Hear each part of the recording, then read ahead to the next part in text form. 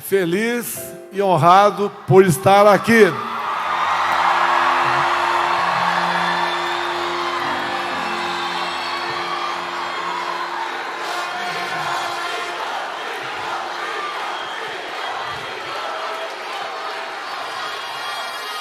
Afinal, estou entre aqueles que têm Deus no coração.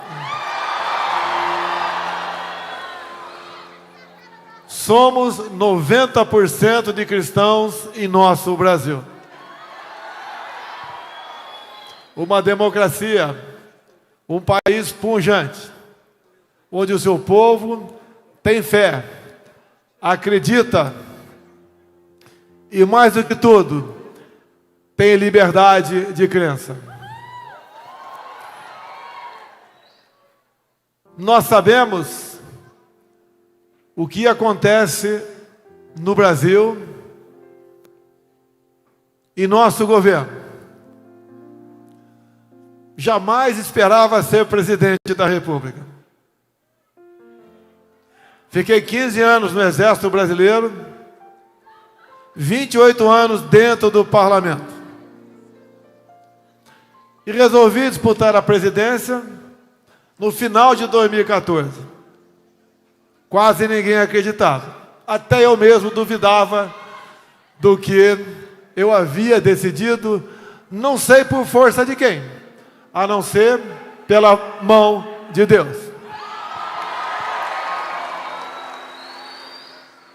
Até quando eu nasci, naquele tempo, 1955, geralmente era parto normal para todo mundo. Não existia a palavra cesariana e um parto complicado. Minha mãe, muito cristã, me botou o nome de Messias. O meu pai, torcedor de futebol, botou Jair. Mas eu sobrevivia. Passei por momentos difíceis, como todos vocês aqui. Vi a morte de perto no dia 6 de setembro de 2018.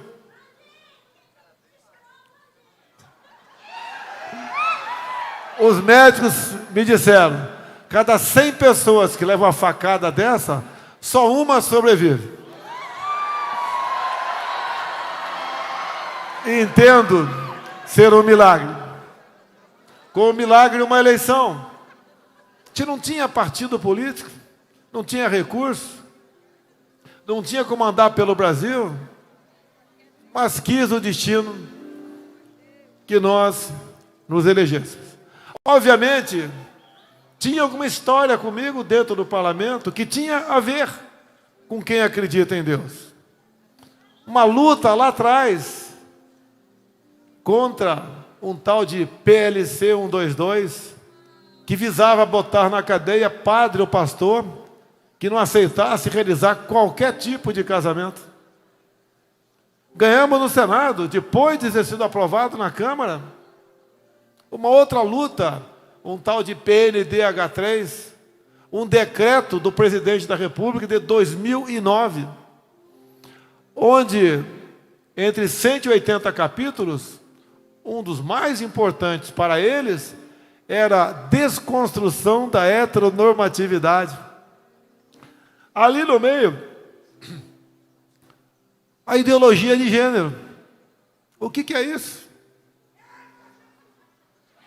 É uma coisa realmente daquele lugar quente, não é? De nós. Nós queremos que o Joãozinho seja Joãozinho a vida toda. A Mariazinha seja Maria a vida toda.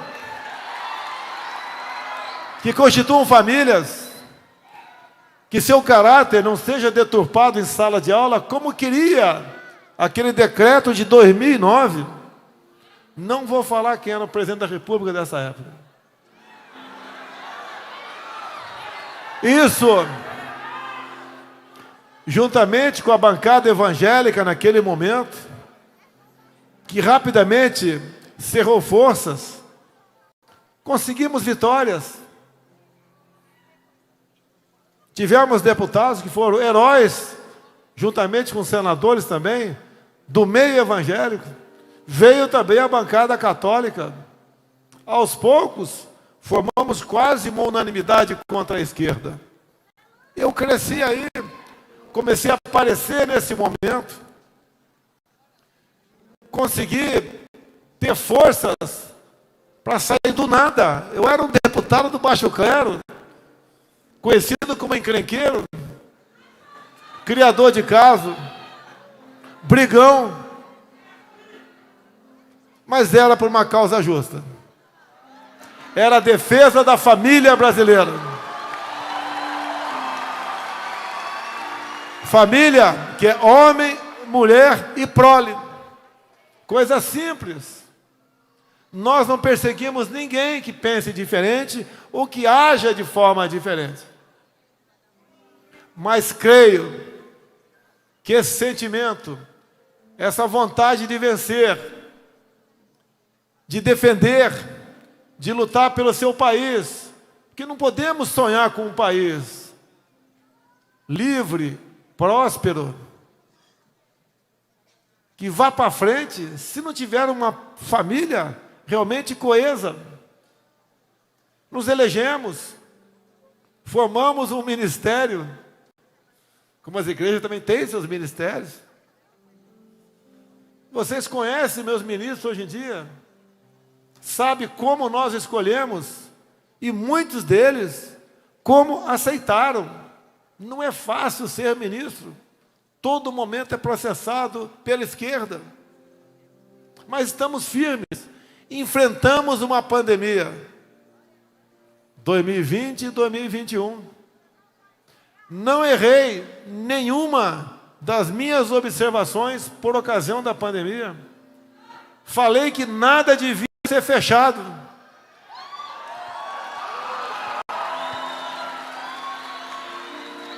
Porque, infelizmente, o vírus veio para ficar como está até hoje.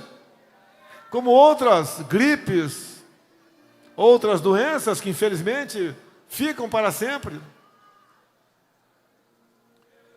2020, com a política de fica em casa, a economia te vê depois, estavam condenando mais humildes a morrer de fome em casa. Eram pessoas que trabalhavam durante o dia para comer à noite, conhecidas como informais ou invisíveis para a economia.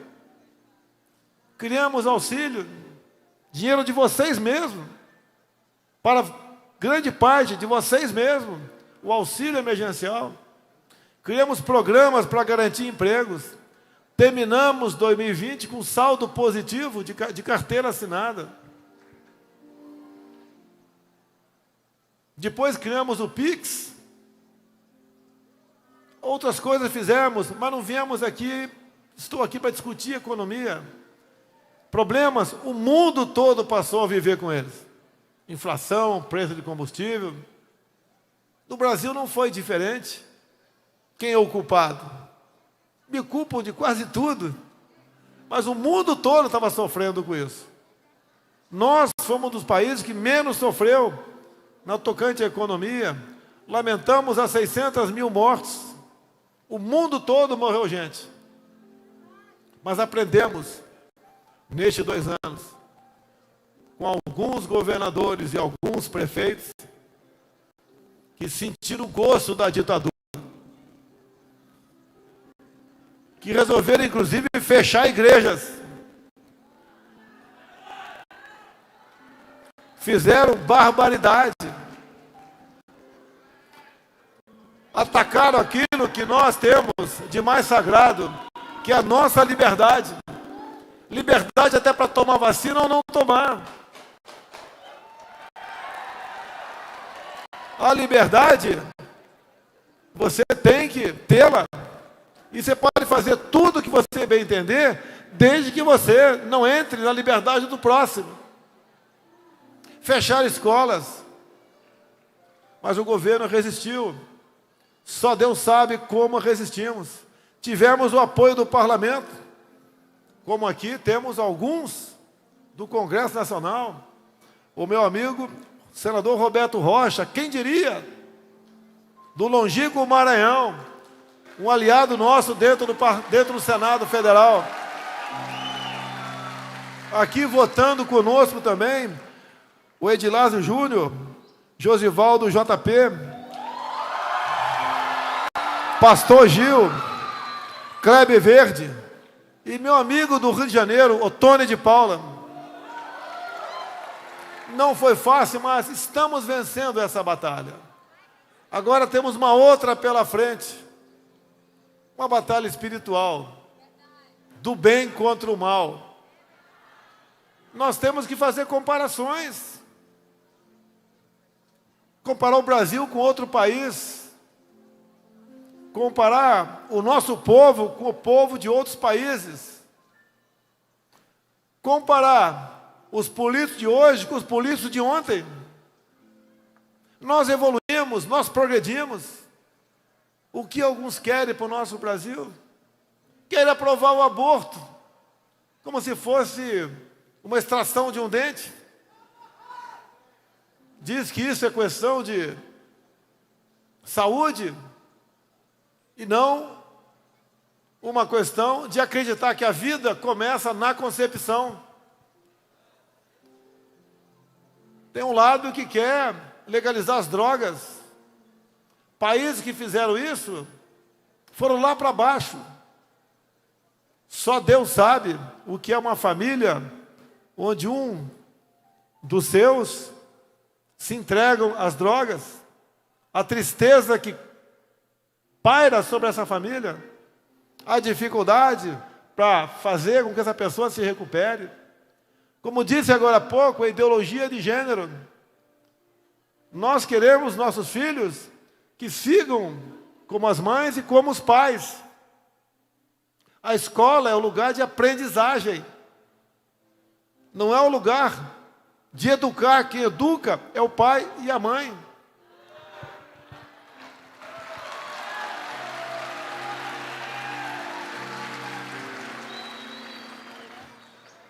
Indo para o encerramento.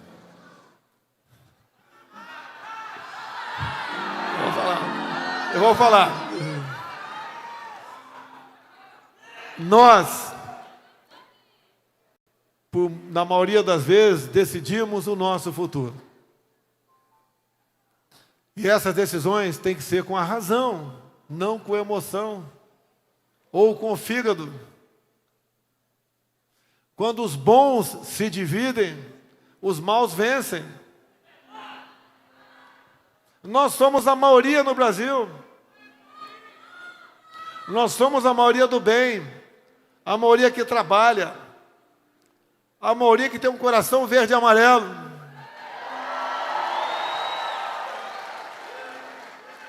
Essa maioria que quer continuar livre, não quer controlar a mídia, não quer atrito, não quer briga. Olha o meu governo. Em 2016, o Brasil teve 61 mil mortes violentas por arma de fogo. O ano passado, baixou para 41 mil. Foram menos 20 mil mortes. Sim, Deus em primeiro lugar. Mas eu aprendi uma coisa, né? O que nós pudermos fazer aqui na terra, a gente vai fazer. O que for impossível, entregamos na mão de Deus. Uma coisa que me afasta às vezes de alguns de vocês ou das senhoras é falar a verdade, que não é fácil ouvir a verdade. Eu lá atrás, na minha campanha, peguei lá aquele versículo do João 8,32. E conheceis a verdade vos libertará. A verdade dói. Depois, passei por outra passagem bíblica. Por falta de conhecimento, meu povo pereceu. Me desculpe, muitos de vocês não sabiam o que era política até eu chegar na presidência.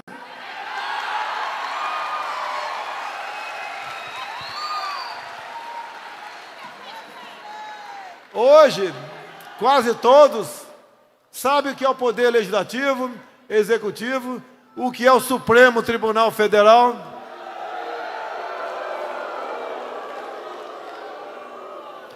Fiz um compromisso durante a campanha, que ia indicar um terrivelmente evangélico para o Supremo Tribunal Federal. E assim eu fiz. Indicamos, lá temos um pastor, que também é um ser humano, pode errar. Mas tenho certeza, as pautas conservadoras estarão com ele. O ativismo judicial, acredito, não será aprovado, porque este pastor tem o poder de pedir vistas a processo. O freio que colocamos lá dentro. A outra vaga que eu tive, coloquei um piauiense, uma pessoa profundamente conhecedora do que é o judiciário, tem nos ajudado muito. Nem falo com ele, ele sabe o que tem que fazer. Quem se eleger presidente no corrente ano, indica mais 2 para o Supremo o ano que vem. A gente vai mudando, botando gente que pensa exatamente como nós, que tem a nossa crença, que acredita em Deus. Jamais indicaria alguém para o Supremo que seja abortista.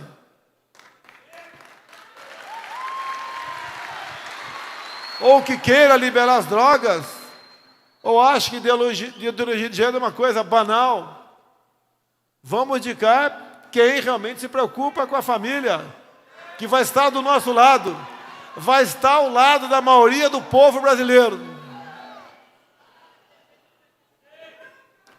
Durante a minha campanha lá atrás, eu me lembro muito bem, estava em Brasília e fui convidado para um evento evangélico, lá no Eixo Monumental. E um pastor me convidou para fazer uso da palavra. Eu falei, mas eu não sou evangélico, né? Eu sou cristão. Não, você vai falar. E eu, meio perdido, né? Dado que não estava afeto a discursar para cristãos, vamos assim dizer, terminei falando, Brasil acima de tudo. E de repente veio uma luz, Deus acima de todos.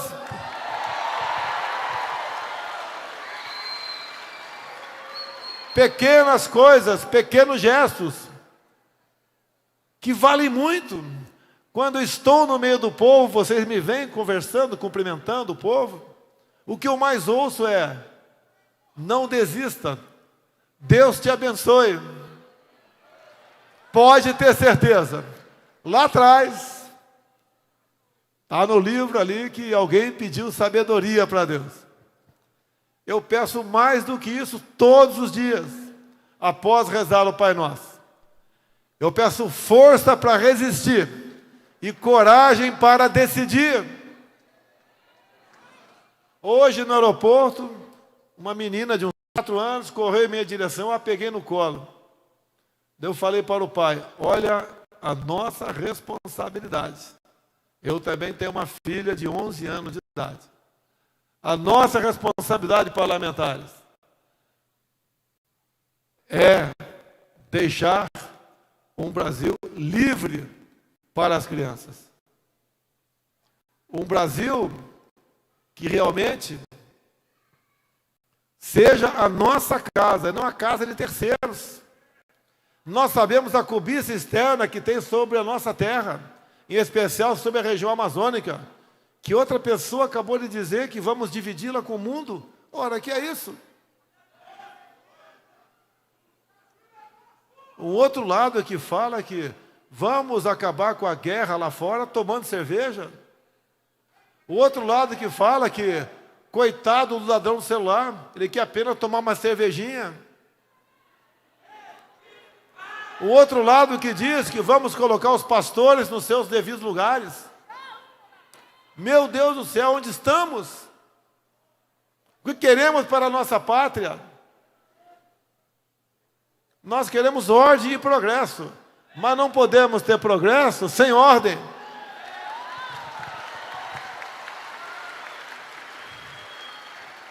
Não é fácil administrar um país. Tenho aprendido muito ao longo de 4 anos. Inclusive, ceder em algum momento. Me aproximar mais das mulheres. São a nossa âncora. Nenhum de nós pode ser feliz sem uma mulher do lado. Eu sempre digo, atenção solteiros aí, eu sempre digo, quando um homem solteiro está cansado de ser feliz, o que ele faz? Acha uma namorada, se casa para ser mais feliz ainda. Eu agradeço a Deus a cada momento por essa missão de ser presidente da República. O prazer é único, com a satisfação do dever cumprido, de saber que poderia ter outra pessoa ao lado da bandeira vermelha na cadeira presidencial. Não daria certo. Não combina com o nosso povo, que é uma mistura de todos os povos do mundo. Vamos vencer, porque faremos a nossa parte aqui. E se for impossível, Ele resolverá por nós. Muito obrigado, prezado pastor José Cavalcante, pastor Raul Cavalcante, por esse honroso convite, por essa honraria também agora há pouco aqui. Não tem preço estar no meio de vocês. Sempre estive no meio do povo. E confesso que em ambiente como esse, prefiro muito mais ouvir do que falar. Mas agradeço esses poucos minutos. As igrejas nunca poderão ser fechadas.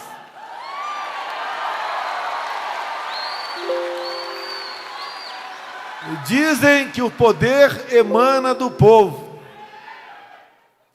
O povo cubano quer liberdade? Quer.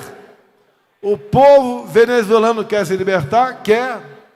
O povo norte-coreano quer a paz? Quer. Mas, infelizmente, fizeram escolhas erradas lá atrás. Estão pagando um preço alto hoje em dia. O poder emana do povo se o povo souber escolher os seus líderes. Quer conhecer uma liderança política, homem ou mulher? Dê-lhe o poder. É muito mais fácil ficar do outro lado. Mas tem uma coisa chamada consciência. Tem uma coisa chamada currículo. Não é os cursos que eu fiz, não. É o currículo para o dia do juízo final. O que eu fiz ao longo da minha vida aqui na terra, serei julgado por isso, seremos julgados por isso, mas também, por outra coisa, seremos julgados, pelas nossas omissões. Eu faço um apelo para a garotada de 16, 17, 18 anos, converse com seus pais. O seu pai e sua mãe são pessoas que dão a vida por você, que querem o seu bem. Curta o seu pai e sua mãe enquanto eles estão vivos. Em momentos difíceis, converse com eles. Em momentos de decisões, como teremos agora, daqui a 3 meses, importante, converse com o seu pai. Não precisa me ouvir, mas converse com o seu pai. Ele quer o seu bem. Ele não quer que você fuja do seu país, como os jovens venezuelanos estão fugindo do seu país por escolhas erradas. Nada é fácil aqui na terra. O político que promete para você o paraíso, se afaste dele. Vocês vencerão com o sacrifício de vocês. O político, que esteja no legislativo ou no executivo, o grande trabalho dele é para não atrapalhar vocês. É produzir leis que interessem a maioria do nosso povo. Que faça com que, em cima do respeito à lei, possamos ter uma vida em paz. Ninguém tem o que o Brasil tem. Ninguém tem terras agricultáveis, riquezas minerais, biodiversidade.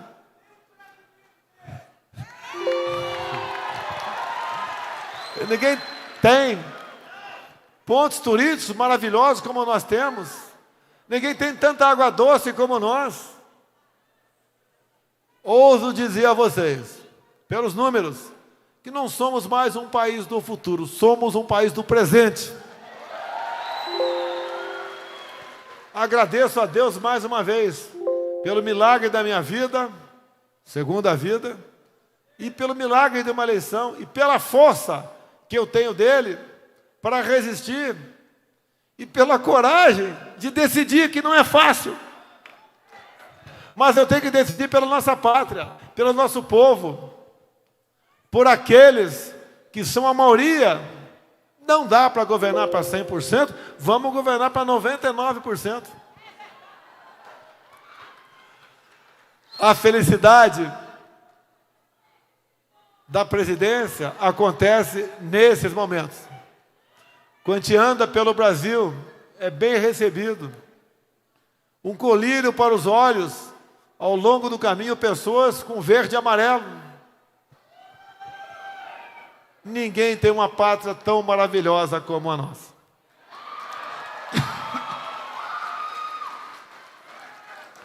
Estou aqui porque acredito em vocês. E nós todos estamos aqui porque acreditamos em Deus.